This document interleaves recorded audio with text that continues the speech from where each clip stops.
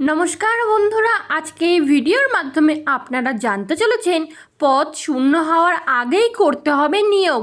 জানুন সম্পূর্ণ বিস্তারিত তথ্য সম্পর্কে। মনোজ কুমার আগরওয়াল, পদ শূন্য হওয়ার আগেই করতে হবে নিয়োগ করার নির্দেশিকা মুখ্য সচিবের।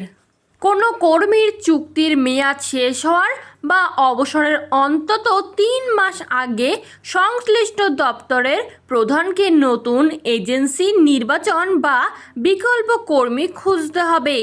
দপ্তরে কত শূন্যপদ রয়েছে তার তালিকা তৈরি করে প্রতি মাসে অর্থ দপ্তর এবং কর্মীবর্গ ও প্রশাসনিক সংস্থার দপ্তরে পাঠাতে হবে।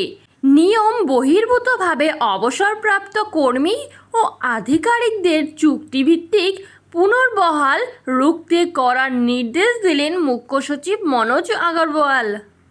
বুধবার একটি নির্দেশিকা জারি করে মুখ্য সচিব জানিয়েছেন, এছাড়া কোন কোন পদ শূন্য হতে চলেছে প্রতি মাসে তা পর্যালোচনা করে একটি তালিকা অর্থ দপ্তর, পার্সোনাল অ্যান্ড অ্যাডমিনিস্ট্রেটিভ রিফর্মস দপ্তর এবং সংশ্লিষ্ট কর্তৃপক্ষের কাছে পাঠাতে হবে।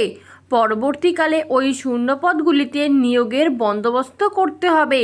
বহু ক্ষেত্রে লক্ষ্য করা যাচ্ছে যে অর্থ দপ্তরের অনুমোদন ছাড়াই রুটিন মাফিক মেয়াদ বৃদ্ধি করা হচ্ছে। এর ফলে সরাসরি কর্মসংস্থানের সুযোগ নষ্ট হচ্ছে।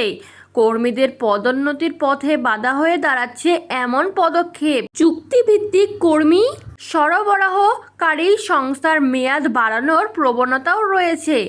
এখন থেকে আর্থিক শৃঙ্খলা কোনোভাবেই ভাঙা যাবে না, এমনকি অবসরপ্রাপ্ত কর্মীদের পুনর্বহাল আর রুটিন প্রথা যেন না হয় সে বিষয়েও নির্দেশ দিয়েছেন মুখ্য সচিব। এরকমই নতুন নতুন এবং গুরুত্বপূর্ণ তথ্য সবার আগে পেতে চ্যানেলটি সাবস্ক্রাইব করে বেল বাটনটি প্রেস করে চ্যানেলটির সাথে যুক্ত থাকুন।